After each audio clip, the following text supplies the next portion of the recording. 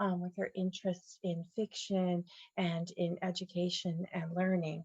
She was a teacher for Teach for America at that point in time. And so since coming to Duke, she's developed research on fiction that we're going to hear about today. She's published on data visualization, on misinformation. She has a fantastic research portfolio, and we're going to have a great talk today. What's really particularly unusual about Brenda, though, is she's done this at the same time that she's excelled at teaching, winning the Dean's Award for Excellence in Teaching, and in mentoring. Um, Helping the department to develop a community-wide standards of mentoring. I think this is what highlights Brenda is that everything she does is not just about getting one small thing done, it affects the larger community. And originally, when she said she wanted to come to graduate school, the reason she gave is that teaching was valuable to her, but that she wanted to go beyond affecting change at the level of one classroom and do something much broader.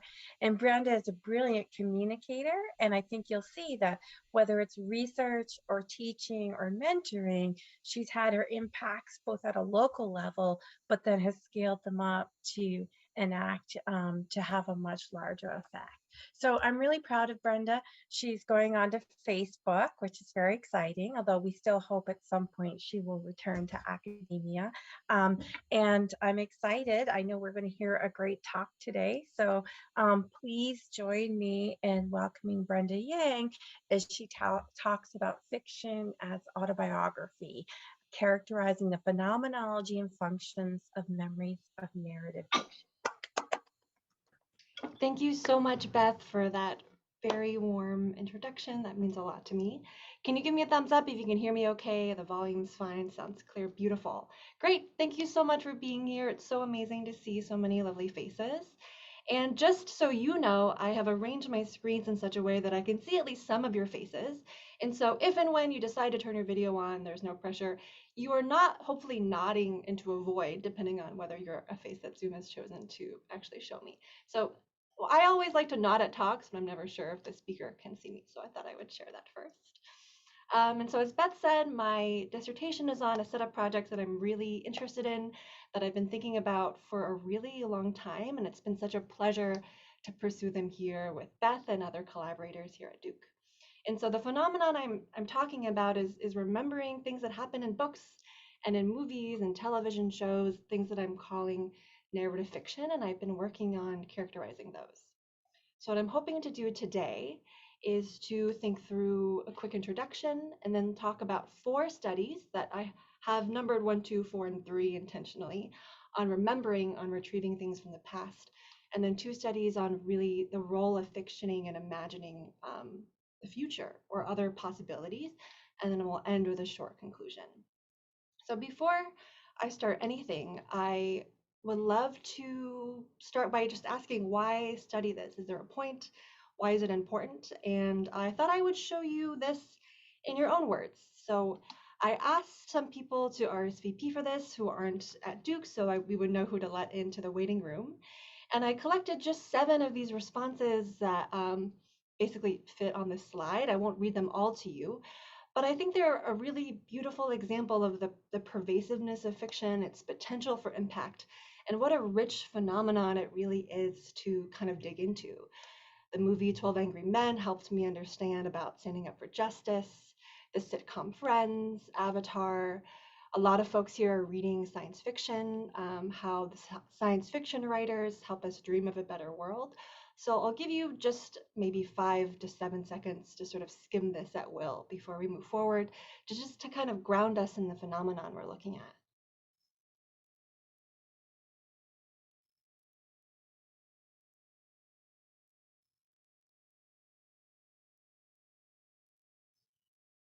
Great, so thank you for those of you who shared, whether or not I put them on my slide, I really appreciate it. So as for me, I think that there are 2 primary reasons why I'm really interested in this question. Psychology is the study of people, and fiction is something that people do a lot. And so understanding how people experience and remember fiction is important and it's interesting in its own right. And the second reason is I think that memories of fiction expose the cracks in a lot of existing theories of memory and imagination. And in this way, it pushes our whole field of cognitive science forward. If there's a theory of memory that doesn't account for how we remember and share and use memories of events that never happened and that we know never happened, then that theory of memory is at best incomplete. So the thesis of my talk overall is as follows. Memories of fiction and memories of lived experience are of the same natural kind. And by natural kind, I mean the same family, the same category. They're more the same than they are different. And depending on your perspective, this can be something that seems really bizarre. I've had people say, why even call it a memory? It never happened. How can you have a memory for something that's not real? And, or you might think this is so incredibly obvious that it seems kind of almost silly to study. Of course, these memories are very similar. So I think that kind of changes in those dimensions is really interesting. So another way to kind of present this is something that came out of a conversation from David Rubin a few years ago, which is this phrase, it's like comparing apples and oranges, which is usually meant to say these two things are fundamentally different and therefore not suited to comparison. You can't compare them, they're apples and oranges. But here is the thing about apples and oranges. They are very similar things. They are both round, they are about the same size, they have little leaves on them, you can juice them, they would be great in a salad, you can eat them in the morning, they're nutritious. Like it would be hard to compare like apples and Ferraris. That would be very difficult. But comparing apples and oranges is actually, I think, like kind of easy. So for my case, the metaphor here is that I think memories of fiction and autobiographical memories are kind of like apples and oranges. They seem like something that shouldn't go together, but they're actually very similar. I'm saying they're of the same natural kind, but I'm not saying they're identical.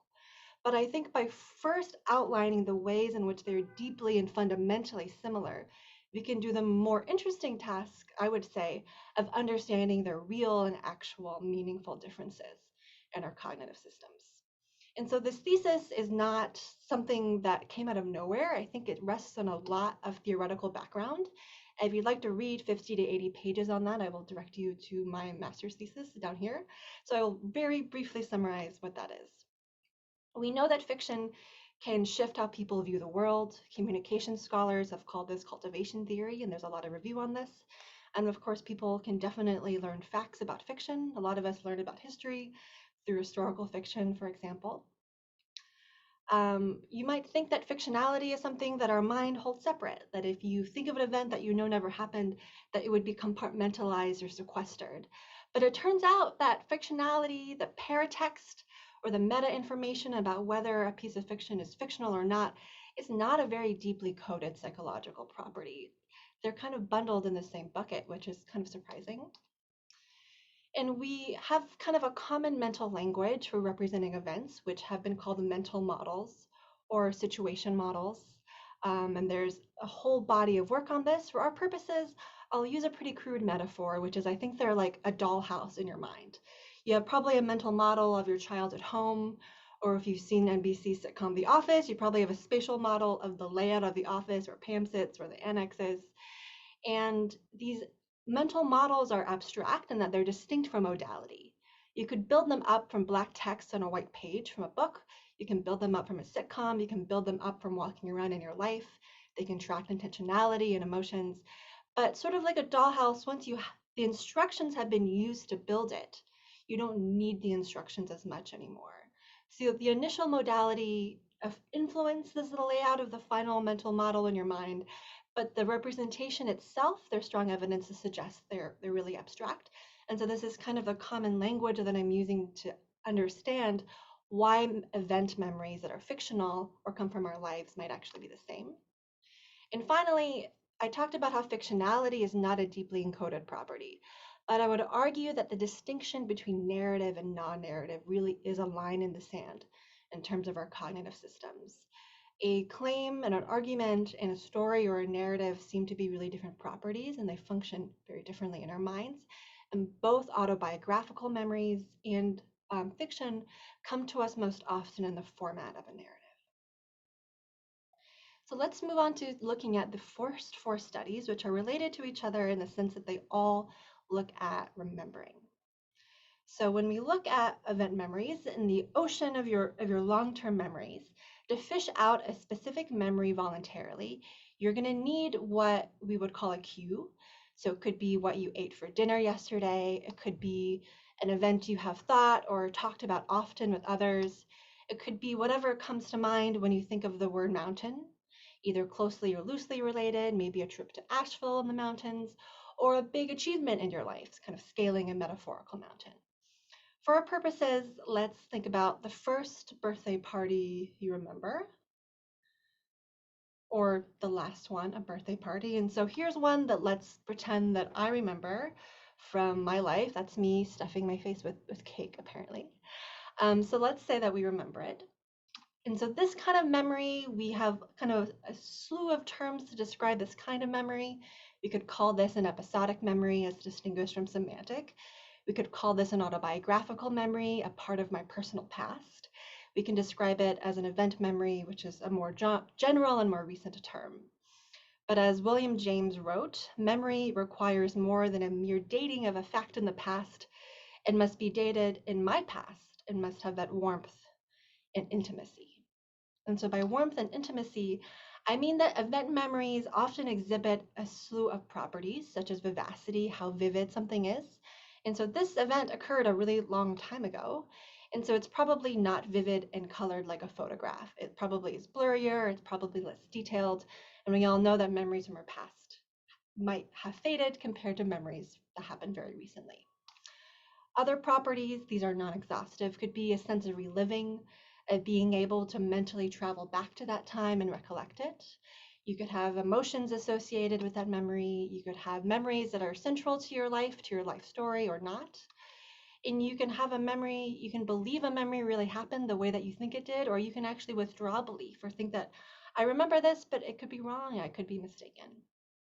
And so these five and many more form sort of a constellation of phenomenological properties that vary within and between people. And by phenomenological, I mean the subjective experience of a memory, its texture, and what it feels like. Studying this kind of experience has a rich experimental and philosophical tradition, and it's both hard to get a handle on and I think one of the most interesting aspects of memory we can kind of study. And so our task today in these first four studies is to ask this question: how do the properties of memories of fiction and memories of lived experience compare? And the basic approach here is to reuse tools and methods developed for studying memories of lived experience and use them to look at something that is less characterized, memories of fiction. Because it would be unuseful, I think, to examine an unknown topic using tools that are also unknown. So it's helpful to use the tools that have already been established. And a note on terminology. I'm going to use the term memories of fiction rather than fictional memories, although sometimes that will come out, because it's been suggested that fictional memories maybe implies something is invented or it's a false memory, which is not what I'm meaning to imply. I'm referring to memories of events which occurred in works of narrative fiction. And I'll also use for parallelism memories of lived experience, so memories of you walking around in the world physically. I will also use the term autobiographical memories or personal memories to describe these kinds of memories. So the next thing we need to do is find those tools to measure the warmth and intimacy of memory, and there are many of them. A major one that you'll see throughout this dissertation is the Autobiographical Memory Questionnaire, or AMQ. I selected 10 of them for study 1 and more of them for subsequent studies. I won't show you all of them. The basic idea is if you want to know how someone's experiencing a memory, you can ask them and then ask them to rate them on a scale typically here of 1 to 7, 1 being low and 7 being high. And so here are 3 sample items that measure visual imagery, a sense of reliving, and the strength of emotions, just to give you a feeling for these items. We also asked people other questions about the memories in this study that I will kind of explain as they come up. For example, event centrality, or when this memory actually happened in their life. So the study of this first study is pretty simple because we did not have any previous evidence that people would be willing to describe memories of fiction and then rate them on these phenomenological scales. And so we asked people to do a cue that we thought would yield the highest likelihood of success. Give us memories that you've thought or talked about often that have been frequently retrieved, and give us a personal memory and give us a fictional memory in a random order. So this is a within subject study with 2 conditions and 1 trial per condition. These were 105 online workers from Amazon Mechanical Turk, and to give you a sense of what they saw, they maybe saw something like this. This is simplified for presentation purposes, but they were asked to describe an event that's from your own life and the personal condition, that's specific and that they've thought or talked about often. And so we asked for consent to share some of them in a talk. So here's one from a participant. On October 2008, my daughter was born. She was overdue, and her mom, and then a little event about the birth of this person's daughter, and they titled it Baby's Birth. Pretty good. And so I think the same participant then did the fictional condition. So they gave us a fictional example that's specific, that they've thought or talked about often. And this person wrote, Arthur Dent woke up to find that his house was about to be bulldozed. And this, of course, is from Hitchhiker's Guide to the Galaxy. So after they retrieved and described these 2 events, they rated them on items of the AMQ, whether they can see it in their mind, for example, on a scale of 1 to 7, as well as other functions. When remembering the event, I feel as though I'm actually living it, for example, and so they were kind of scrolling through these pieces. So the next thing we'll do is just look at several results. And the first thing I want to show you is the temporal distribution of personal and fictional memories. So this is a bar graph showing, or a histogram showing the distribution of memories across time, whether that memory is from the last day or one that happened 10 or more years ago. And again, these are frequently retrieved, so it makes sense that they're highly skewed to be older. And the main idea that I want to show you is that these 2 shapes look remarkably similar. They're really mirrored between conditions. And so this is consistent with the hypothesis that these 2 outputs are coming from the same system. And memories on average in both conditions occurred about 11 years from the point of retrieval. The second thing I want to do is compare those EMQ items, or those items about those properties. And overall, for this study, they were very similar across conditions, except for one item that I'll talk about. And so this is a dot plot showing low to high ratings from left to right. And there are several items here: belief in the accuracy of the event, strength of emotions, things that we've talked about. And overall, these differences that you see between personal and fictional, shown in black and in white respectively, are not statistically significant, especially after controlling for multiple comparisons, except for this one, reliving. And when we looked at that item, because it's clearly an outlier here, the item that we had adapted for fiction was remembering the event. I feel as though I'm actually living it, because we adapted some of the AMQ items to refer to fiction. And I don't know that we did the best job adapting this, because there are any number of reasons why, even if your memory of fiction is really vivid, you might not feel as though you're actually living it. So that construct might, I think, be a little different for fiction. So I think that gap might be due to just the way we operationalize that construct. But overall, we're seeing that these memories are really very similar. And I want to point out that memories of fiction are going toe to toe with some of the most significant events of people's lives. These aren't just random memories. These are memories of their child's birth, of weddings, of meeting their significant other. One participant talked about how they'd wanted to go to Disney World their entire life, and the memory was the first time they walked through the gates and saw the park. And so, even compared to some of the most significant events in people's lives, memories of fiction are keeping up, I think, remarkably well, which I think is really interesting. So the next thing we did was kind of change tactics. We changed how we cue memories. How we elicit memories, how we cue them really matters. It changes the kind of memories we get. It changes a lot of things. And we also added additional AMQ items, now that we have confidence that people are perfectly able to do this task. They're very willing to ascribe phenomenology to memories of fiction.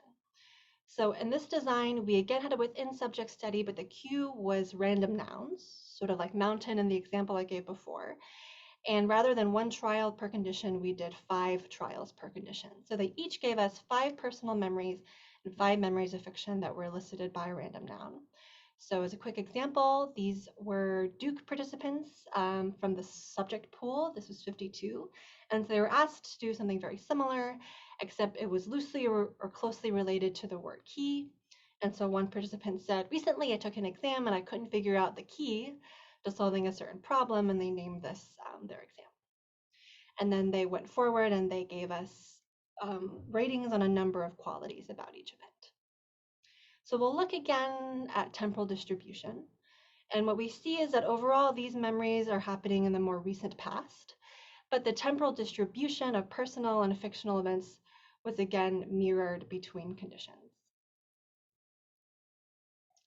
Next, we'll again compare these on a dot plot from ratings low to high for personal and fictional items. And what we see here is distinct from study one, where there's this consistent gap between personal and fictional memories. Fictional memories or memories of fiction are not at floor, but they are consistently lower, which makes sense. And it tells me that not every memory of fiction is as vivid or as important or as highly believed as a personal memory, but that on average they tend to be lower, which makes sense. I would argue that these differences are ones of degree and not of kind. And one reason I think that is because I plotted these same data, these means for different items in a different format, which is called a radar plot. And so rather than going from left to right, low to high, these mean ratings are the lower ones are on the inside and the higher ones are on the outside, with the different measures kind of going around the circumference of the circle. And what I want to show you here is that these two shapes look the same, that the relationship between phenomenological properties was similar between personal and fictional conditions. And indeed, these means are quite highly correlated. So some interim conclusions are that memories of fiction exhibit similar patterns as memories of lived experience, and that a given memory of fiction is likely to be rated lower on phenomenological measures than a memory of lived experience, but it's not a firm rule. And so next we looked at how might a cueing manipulation affect memories of fiction and personal memory similarly or differently. So study 4 looked at a mixed design. So there was a between subjects manipulation as well as a within subjects conditions of personal and fictional. So people were randomized either into the recent condition, and we asked them to talk about memories that happened to them really recently or memories that happened in their childhood. And they gave us each one personal memory and one memory of fiction. We recruited from both populations used in previous studies, so undergraduates as well as online workers, for a total sample size of 213. And this population, we did not have a priori hypotheses about these differences other than differences in mean age, which is typical. And we didn't find differences that really relate to population, and so I won't discuss this particular distinction any further. So the design, again, was pretty similar. So for example, this person might have been sorted into the happened recently condition, and they maybe gave us a personal memory that happened recently. Last Sunday, I decided to make a homemade breakfast for my boyfriend and I. I found a biscuit recipe online. I used that to make some delicious southern biscuits from scratch, and she goes on to describe making this vegetarian gravy, and they watched the Flintstones while they ate it, and it's honestly very delightful. And they named this Sunday breakfast. And so then they would go on to give us a memory of fiction that occurred recently. So a different participant might have been sorted into the childhood condition. And so they maybe in the fiction condition would have said, a flash of light pops at the end of a perfectly ordinary street, while the street itself is as nondescript as can be, da da da. And this is from Harry Potter and the Sorcerer's Stone. So before we look at these differences by the cueing manipulation by time period, recent or childhood, I'll show you again this radar plot. And again, we're seeing that these two shapes I think are remarkably similar. And again, the means between these AMQ items, we included more of them still, are remarkably similar. The next thing we did is we wanted to look at that effective time period. And the 27 items that we collected, which I haven't told you about all of them, were fairly unwieldy. And so we went about doing a dimensionality reduction, kind of reducing them to some umbrella variables that we could work with that all relate to each other in some meaningful way by doing exploratory and then confirmatory analyses. So we'll talk about 4 primary factors today, which relate to recollection. So reliving, visual imagery are examples, belief in the event, retrieval, how often they're thought or talked about, as well as impact the significance of it in people's lives. We also looked at visual perspective, so the perspective from which they actually see the memory in their mind's eye, and emotional valence, which I won't discuss today. So we look at some dot plots. We'll take a look at this left panel first. So these show separate items, 5 of them that were all in the mean recollection factor. And then the mean of the overall factor here on the bottom in diamonds. Here we have childhood memories in dark and recent memories in a lighter gray. And what we see is that across time, for personal memories, that older memories are less vivid, they have less reliving, they have fewer feelings, and anyone who has experienced the passage of time on their own memories can probably relate to this. This is not exactly groundbreaking. But what's interesting is in the fictional condition, we do not see a gap between childhood memories and recent memories, which basically goes against everything we know about how memory works and previous research, which is very curious. And so, does this result show that memories of fiction are immune to the effects of time on recollective vivacity? That would be very, very surprising, let's say. And so, before we talk about maybe why this happens, let's see if this is also true for one other factor, which here is belief. It's composed of 3 separate items, and here's again is the mean measure, mean belief. And here we see personal memories. Childhood ones are less believed than recent memories. Makes sense. Passage of time. But for memories of fiction, again, we do not see any real statistical differences here. So what is happening? So one hypothesis here is about actually looking at the differences more meaningfully. And fiction can be re-experienced in a way that lived experience can't quite be. You can go to the same concert, you can go to the same restaurant over and over, but that experience isn't exactly the same in the same way that fiction can be identical every time you enter it. And so one hypothesis for why this is happening is that repeated consumption actually protects these events through time. So to gain some evidence for this hypothesis, I broke down the memories of fiction into 3 bins, things that people read once, some or many times, some as 2 to 4 times, and many as 5 or more times. So in this dot plot, we have mean ratings for all the items that had to do with belief, and I plotted lived memories, which are pretty high. People in general think that their memories of lived experience are accurate and happened. And then for memories of fiction, which are all 3 of these dots, I'm going to loosely call this the boop boop boop effect, boop boop boop. And so if you saw it once, you don't believe it, or you read it once. If you consumed it sometimes, it's higher. And if you consume this many times, it's still higher still. For recollection, we see the same pattern. So lived memories are here, and then for memories of fiction, boop, boop, boop. The retrieval factor, boop, boop, boop. And then for impact, boop, boop, boop. And what's interesting is sometimes, like for recollection, the memories of fiction that have been consumed many times are kind of getting an advantage to the memories of lived experience. And so, if we exclude memories of fiction that were seen or consumed 5 or more times, and we look at just the means for these 4 factors overall, now we see a gap between childhood memories and recent memories. The passage of time does affect memories of fiction, but the fact that we can repeatedly consume our favorite movies or read our favorite books does have kind of an interesting effect, which is a really interesting difference, I think, between these 2 conditions. So the next study, study 3, which is the last thing in this part, is an attempt to answer this question, or at least begin to, which was famously posed by Alan Badley when he asked memory researchers to stop focusing on collecting elegant, orderly results and to address a more foundational question, but what the hell is it for? And so why do we have memories of our own lives? Why do we carry them around with us? And there's sort of long-standing consensus for 3 umbrella functions of autobiographical memory. They help us maintain a continuous sense of self.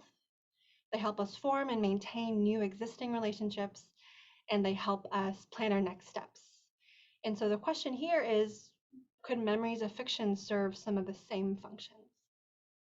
And so what we did is we adapted an existing questionnaire called the Thinking About Life Experiences Scale, which is 28 items, and it asks people to talk about these functions as they relate to their personal life, and we adapted them to memories of fiction, and we gave them to 2 groups of people on a randomized within subject study. So to give you a sense for the kind of items people asked, For personal memories, there are several items in the directive subscale. So I think about things from my life when I feel like I can learn a lesson. And so we adapted something kind of similar for fiction. Similarly, for the self subscale, here's an example. When something unexpected happens to me and I want to fit it into my life, as well as a social function, maintaining and forming relationships. And so these were rated on a scale of 1, never, to 6, very frequently.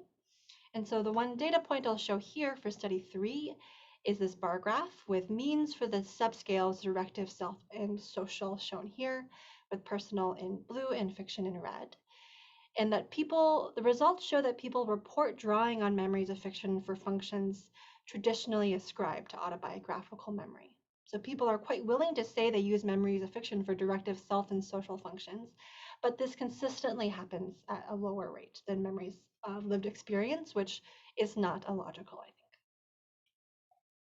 So to conclude some things in the interim, people report both functional significance and phenomenological liveliness for memories of fiction, but to the extent that fiction may have functions distinct from autobiographical remembering, the Tail questionnaire does not capture them. And one of them might be what happens when you need to do something or imagine something or think through something and you've never experienced anything like that before in real life. Could memories of fiction play a particularly helpful role in those circumstances? And so in studies 5 and 6, we examine this question. So to switch gears a little bit, we should now think about memory and in terms of remembering the past and imagining the future. And these are both really fundamentally reconstructive acts. Ulrich Neisser used to use a fossil analogy. It's less maybe like retrieving a file from the computer of your brain and more like constructing an animal from a fossil each time you need a memory. And so the question is, why is episodic memory so bad at faithfully reproducing the past? We make errors all the time. I often forget where my phone is when I'm holding the phone in my hand. And one possible answer to this is that episodic memory's adaptive value may actually be future oriented to provide raw material for the future, which we can change, and not necessarily to reminisce about the past, which is fixed. And this comes from a body of research. And so my point here is, does this raw material necessarily need to come from lived experience? And so another way of putting that is, so far we were thinking of personal memories and memories of fiction as individual units that we can measure properties of, vivacity and belief. But in actuality, maybe we can think of them more or less as single units and more like quilts, constructed out of many different pieces. And in any given situation, we can actually imagine event memories that mix different types of information. For example, I could imagine quite easily, I think, Han Solo and Beth Marsh hanging out at Pizzeria Toro in downtown Durham, sharing a white pizza and a bottle of wine.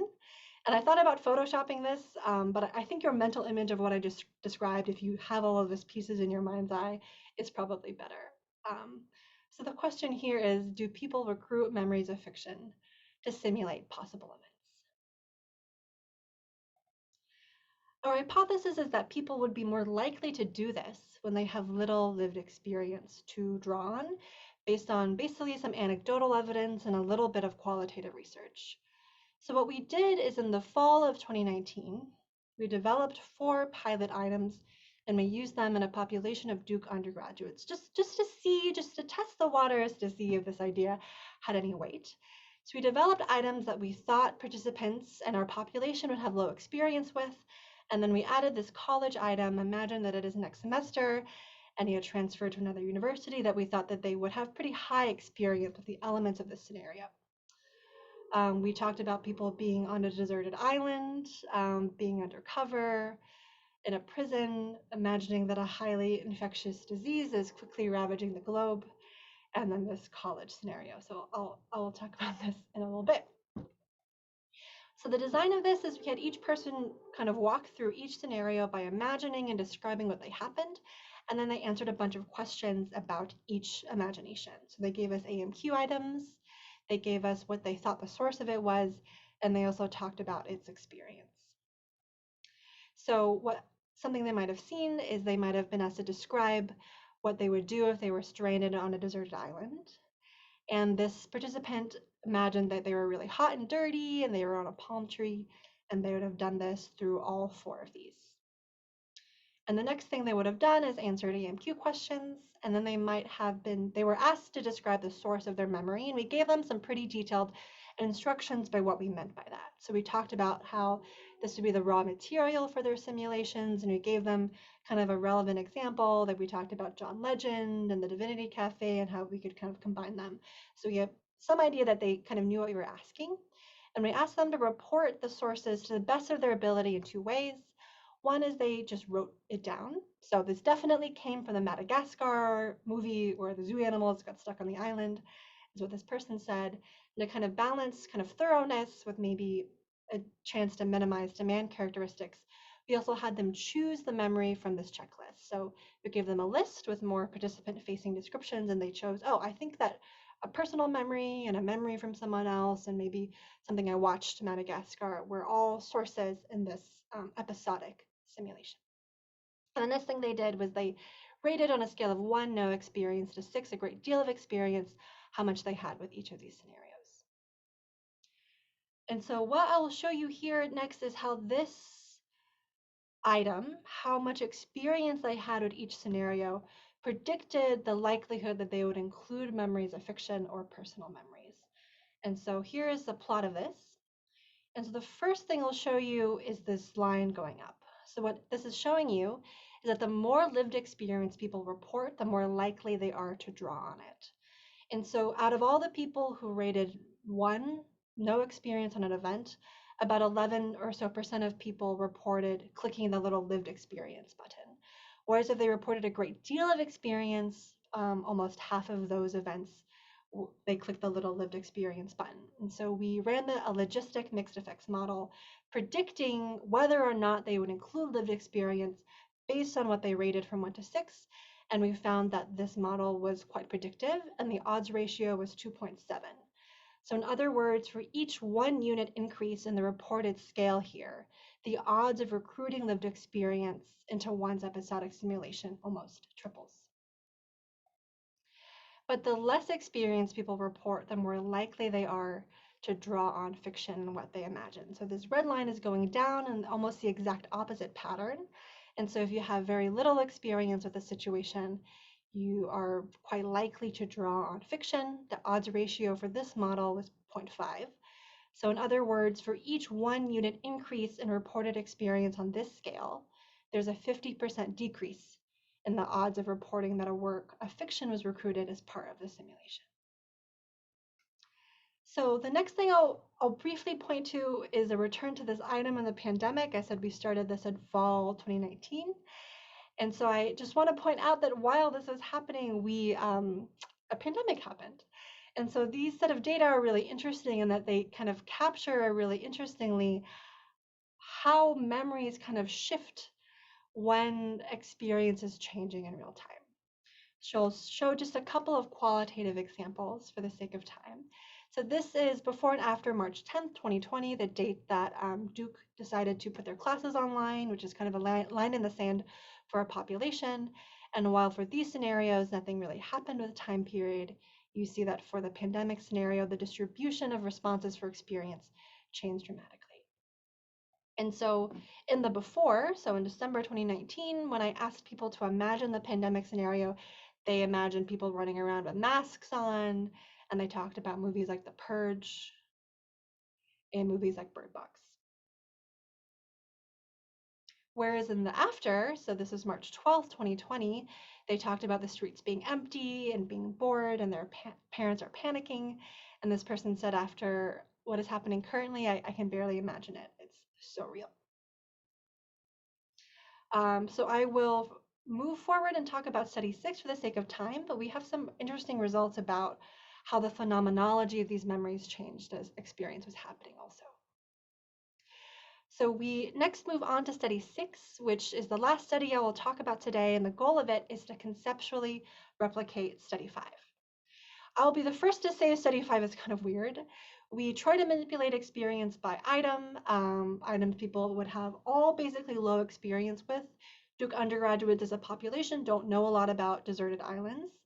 And then we accidentally manipulated experience. We didn't manipulate, we unintentionally captured a naturalistic shift in experience from one of those items. And so for study 6, we wanted to look at the same question, but with a different set of items and in a different population to look at generalizability of these findings. So we developed 16 items for which participants vary on lived experience through extensive pilot testing. And so some of these sample items are being stuck in an elevator, being surprised by a limo when you're expecting to be picked up by a car, and getting an MRI. So some people have really low experience with these items, and some people have really high experience. And so this way we can look at kind of a more everyday set of scenarios, but see if that relationship between experience and the recruitment of fiction holds steady. So the design of study 6 was very similar to study 5. These were identical, but we added a selection phase in which 4 of the 16 scenarios were pseudo-randomly selected for each participant, basically to try to maximize the chances they would get a few items they had some experience with. And the population was 248 online workers from the platform Prolific. And again, to give you a sense of what this looked like, this participant was asked to imagine serving on a jury. And so they were asked to describe it. And this person said, I'm essentially picturing myself as a color enhanced Lee J. Cobb from 12 Angry Men. And I'm feeling annoyed because the prompt is about how the jury members are not able to agree on a verdict. And so they would do this 3 more times and then answer a bunch of questions about this event. So when we look at, again, the relationship between what sources they recruited and how much experience they had with each scenario, we find results that mirror study 5 quite similarly. So once again, we found that the more experience people report with a scenario, the more likely they are to draw on it. So the odds ratio for this logistic regression was 2.5. And the opposite pattern also holds true, that the less experienced people report, the more likely they are to draw on fiction and what they imagine.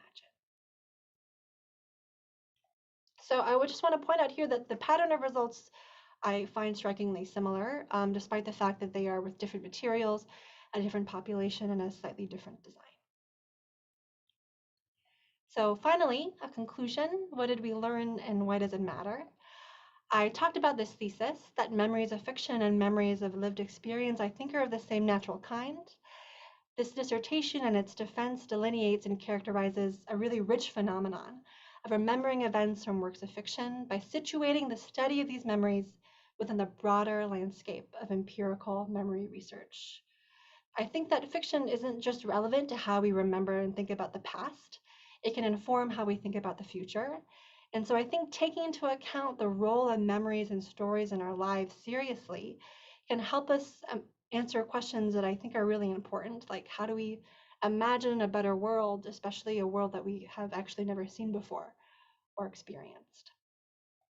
I think that memories of fiction fit into an established kind of family of events. So here are 2 dimensions of event memories that I pulled out of many possible ones. So typically we stay in this quadrant here. Memories about the self where you're the agent and you believe that it really happened. I'm putting false memories here because if it's false to you, then you also believe that it happened. But more and more, we've been sort of expanding this family of memories to things that didn't happen to you, but that you know happened. So vicarious memories from other people or reported events from the world. Or there have been memories that are non-believed that happened to you, that you thought happened to you, but you withdrew belief. So something that maybe you thought something happened to you, but it actually happened to your sibling. And in this quadrant we have memories of events you know didn't happen, that you accurately reality monitor as being fictional, and yet you still have all of these phenomenological characteristics and functional properties. I think there are so many areas of future research that I could go on about this for a really long time, so here's just a slew of them. People are often interested in modality, the screen versus prose-based question, and I don't think that this is key, but I think that it is interesting and valuable. And one reason that's true is that learning about other people's mental states can happen realistically in books. You never really have true access to someone's mental state in the world. And so, for this reason, there's a body of work arguing that reading literary fiction has a causal effect on improving your theory of mind, which is really interesting. I think there are sort of interesting pieces to learn about sharing and social functions. It would take us a long time to share a body of experiences that we can reminisce on together. But if I just met you and you tell me you've seen all of Mad Men, suddenly we have a body of experiences we can share together, sort of like importing an R package when you're programming, that I think is really interesting. And finally, this suggests that we can actually have true memories, event memories, for things that never happened, that occurred in the far past, or that defy the laws of physics, which I think is really interesting.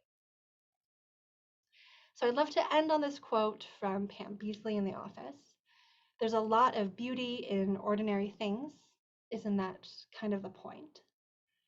This dissertation is rooted in experiences that I think are deeply familiar for most of us. Remembering, thinking about, and talking about things that happened in narrative fiction. And like the air we breathe, this phenomenon is actually really easy to take for granted. But I think that experimental psychology can thrive when studying the everyday, and the studies I've shown you here characterizes memories of fiction in this tradition. It's an ordinary, everyday phenomenon that I think reveals a great deal about the nature, properties, and function of memory.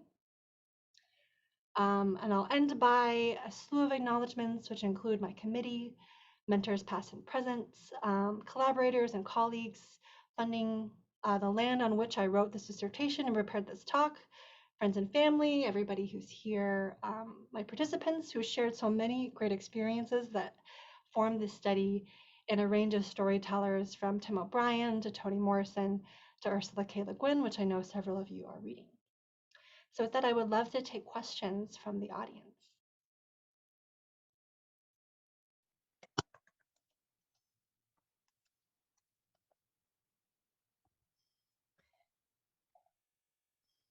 That was beautiful, Brenda. Thank you so much.